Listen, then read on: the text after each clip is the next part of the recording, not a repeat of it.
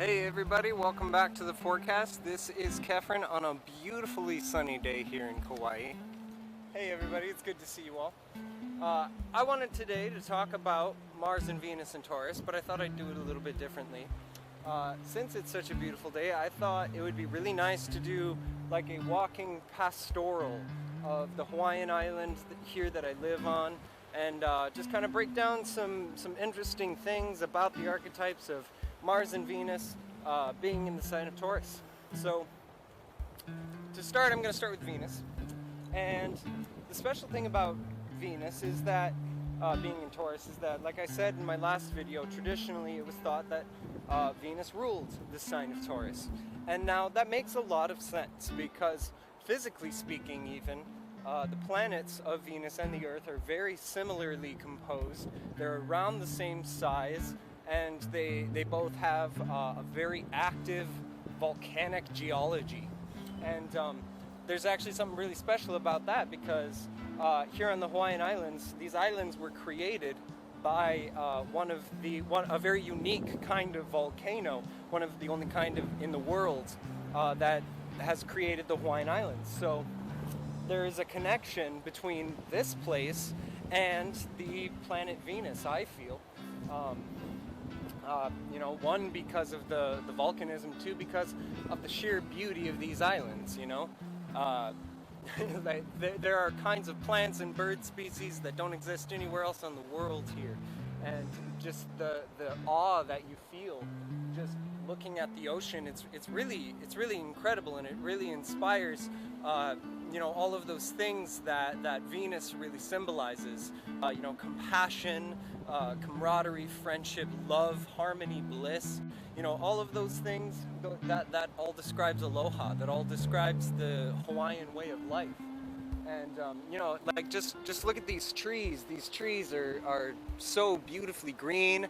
The sky here is just bluer than anywhere else I've been on the world. And so one of the very special things about Venus and the nature of Venus is that Venus represents symmetry, perfection. If you should go watch my video about the platonic solids and the flower of life. But basically, as you learned in my last video, there's infinite potentials in the world. There's an infinite number of experiences and manifestations that can occur from the quantum vortex, if you will. And so Venus represents perfection. It represents balance and harmony. It represents symmetry dynamics that basically keep the world within a state of balance. And in our human everyday lives, that correlates to things like compassion and love and understanding, trust. Those are things that we would deem ideal and perfect in our world, and we are striving to create those things every day. And so with Venus and Taurus, that archetype is really very much about manifesting in a physical sense the beauty that is possible. All of those potentials that equal beautiful things, the cat not only living but going on to lead a very successful, happy life. That possibility is equal to all of the other possibilities. And so with Venus in the sign of Taurus, we're all wanting to manifest those really beautiful things that we know are possible in our lives. We're wanting to really find those people who we can really experience trust with, and we're wanting to plant ourselves in an environment that we're going to feel abundant, that we're going to feel a sense of home, ohana.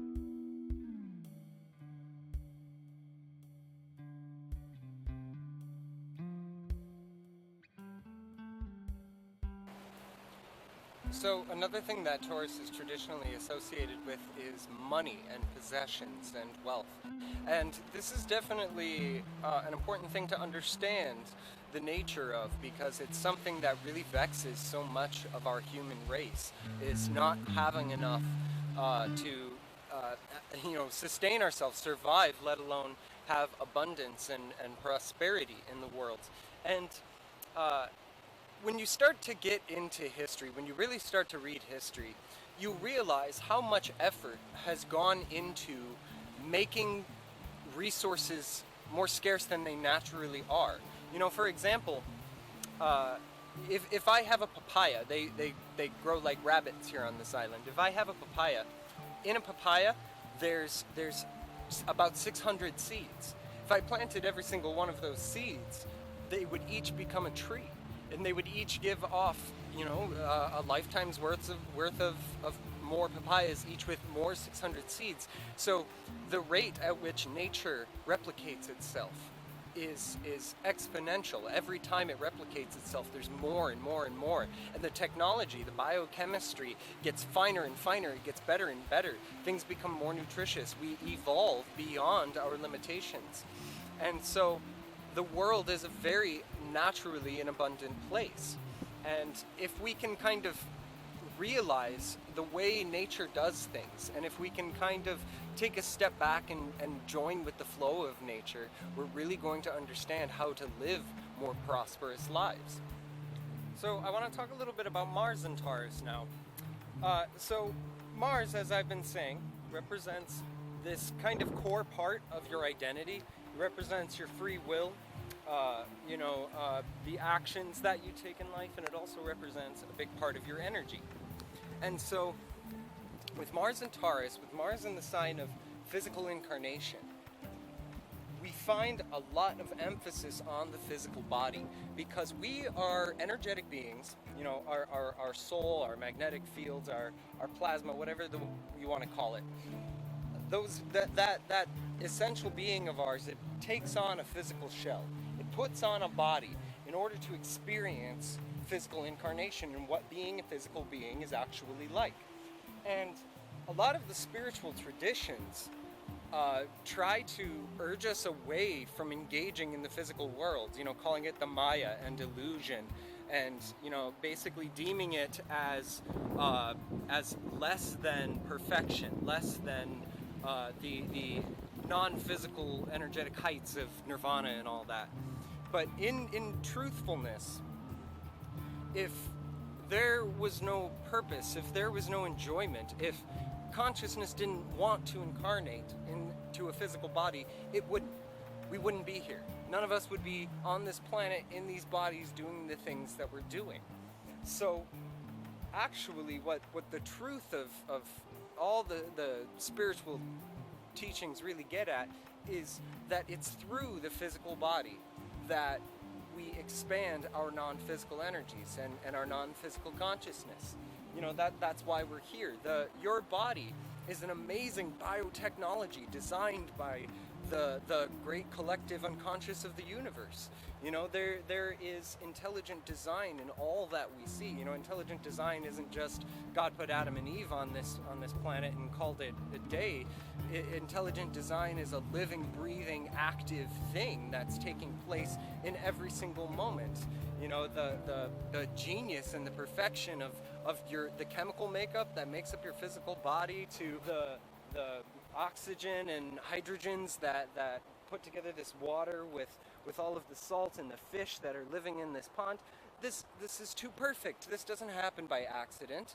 You know, we're here because we are creators of a physical universe from a non-physical perspective. And so as such, the body is the tool by which we create. Our body is an amazing gift that we can do incredible things with.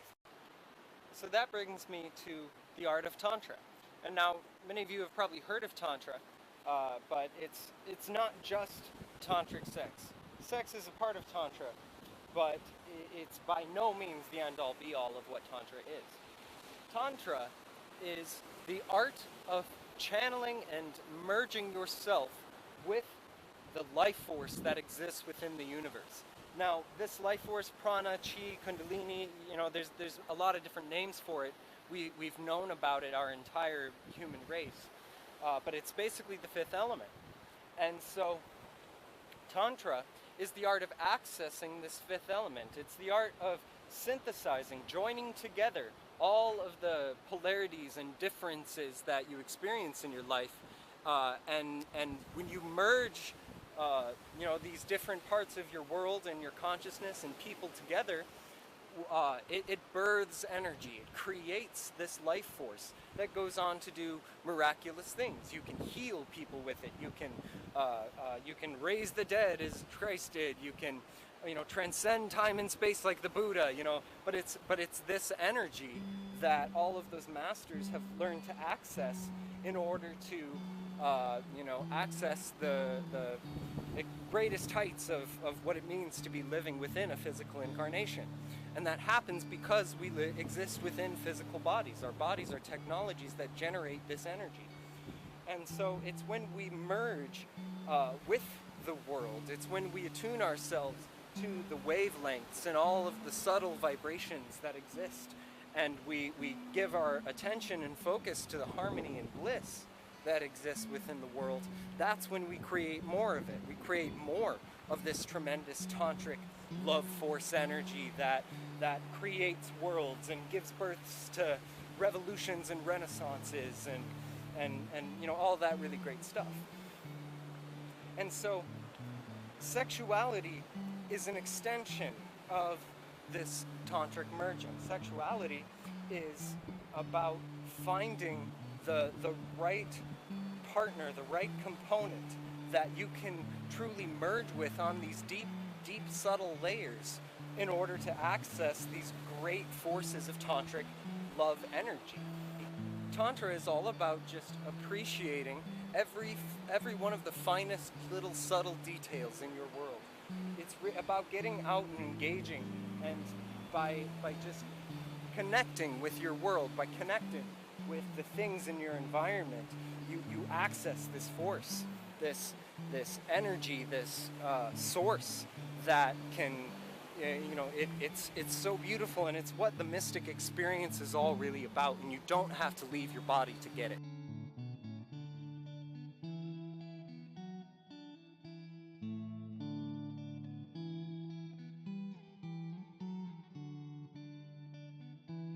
Get into the wilderness. Let the subtleties of nature speak to you. Quiet your mind and learn to come into a more grounded, harmonious kind of place. That's gonna put you in tune more so per se than 10 hours of yoga or 15 hours of meditation. Those things don't give you the kind of life experience that happens when you get out into the world and engage. That's what really Mars and Taurus is all about. It's getting out and engaging with your physical environment, making things happen, being creative. And with Mars and Venus joining together now, it's really about joining yourself, all of your desires and wants, getting all of your friends in on your projects, really making something special. Like we are, as nature, we are built in the image of our Creator. We are creators ourselves, and it is because of that we are able to have the abundance and the bliss and the harmony that we're all really looking for. So this is a pretty funny story. A long time ago here in the island, there was a hurricane that ended up releasing a bunch of chickens from their cages on farms around the island. So basically, long story short, fast forward to now, they're kind of ruling the island, and they've multiplied and breeded, and now they're everywhere basically. But I really love them. I think they're really cute. I really love their personalities, and interestingly enough, the rooster here was historically associated with the god Mars for their kind of macho, bravado, machismo kind of attitude, and their generally masculine characteristics. But also what's interesting is that the chicken is also a symbol of fertility. And that's where the eggs and all the chickens come from in Easter, and rabbits and all that, they're fertility symbols.